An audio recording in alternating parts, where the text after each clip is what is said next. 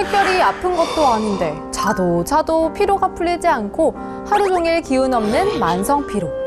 물론 운동이나 규칙적인 생활을 하면 피로가 풀릴 수도 있지만 학업에 치이고 일에 치이고 육아에 사회생활에 치이다 보면 계속 해나가기 쉽지 않죠. 책 나는 왜 쉬어도 피곤할까는 일상생활에서도 쉽게 적용할 수 있는 근본적인 피로회복과 스트레스 관리법 70가지를 소개하고 있는데요. 목욕은 잠들기 1시간 전, 미지근한 물에 10분이 최적.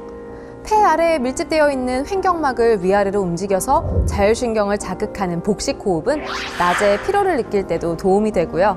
아침 식사엔 부드러운 빵 대신 바게트를, 꼭 술을 마셔야 한다면 맥주로 쭉 마시는 게 좋다고 합니다. 또 피곤할 때 즉효인 입꼬리 올리기와 찌뿌둥한 기분을 씻어주는 등 근육 펴기, 마음에 쏙 드는 립스틱 갖고 다니기와 주말 스마트폰 단식 등 지금 바로 시작할 수 있는 만성 피로 줄이는 방법, 여러분도 실천해보세요. 언젠가부터 운동장에서 아이들이 뛰어노는 소리가 줄어들고 있습니다. 지방뿐 아니라 수도권에서도 폐교가 생겨나고 어린이 놀이터가 어르신 운동장으로 바뀌고 있다는데요. 우리 사회는 왜 이렇게까지 된 것일까요?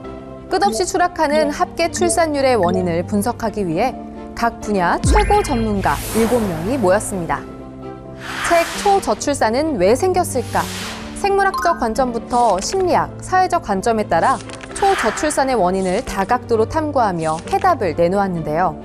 논의 끝에 저자들이 다다른 결론은 결국 수도권 편중이 문제의 핵심이라는 겁니다. 저자들은 책에서 청년들이 서울로 몰리고 인구 밀도가 높아지면서 경쟁이 치열해졌고 결국 그 경쟁이 감내할 수 있는 수준을 넘어서면서 지금 같은 사태를 만들어냈다고 지적했는데요. 이대로 초저출산이 지속된다면 2050년에는 경제 성장률이 0%가 된다는 분석이 나오고 있는 만큼 하루빨리 해결책이 나왔으면 좋겠네요. 만약 사는 사람이 줄면 지역은 재생할 수 없을까요? 특정 지역에 계속해서 관심을 갖고 관계하는 외지인을 뜻하는 관계인구. 책 관계인구의 사회학은 이와 같은 관계인구의 정의와 역할을 통해 지방 소멸과 지역 소멸에 직면한 곳에서 어떻게 재생 방안을 마련할지 다각적인 차원에서 해답을 제시하고 있는데요.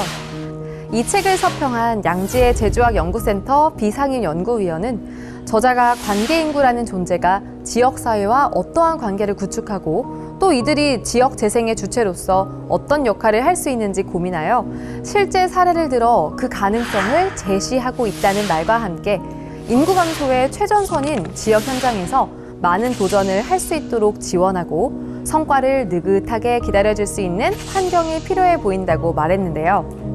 인구 감소 시대에서 관계의 양이 아니라 질이 중요하다는 새로운 관점을 제시하는 책, 관계인구의 사회학. 여러분도 한번 읽어보시길 바랍니다. 국회도서관과 함께하는 화제의 책. 첫 번째 책은 슬픈 수족관인데요. 범고래를 너무나 사랑했지만 가두고 전시하는 일에 일조해야 했던 세계 최대 해양 테마파크 전직 조련사인 저자.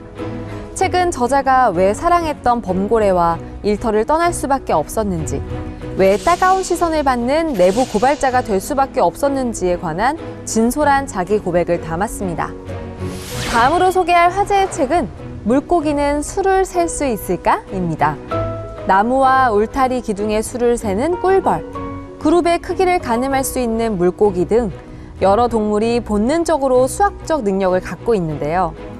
책은 동물들이 수를 셀 수 있다는 것을 밝힌 수많은 연구 결과를 총망라하며 동물의 수 인지 능력이 생존과 직결된다는 것을 실험으로 직접 보여주고자 했습니다. 마지막으로 소개할 화제의 책은 말씨, 말투, 말매무새인데요. 국어학자인 저자는 태어나고 자란 땅에 따라 달라지는 말씨, 세대와 성별 및 지위 등 현재의 위치에 따라 달라지는 말투의 특징을 소개하며 어떻게 해야 아름답고 품격 있는 말매무새와 관계를 가꾸는 데 도움이 되는 원활한 말하기 방법을 갖출 수 있는지를 궁리했습니다.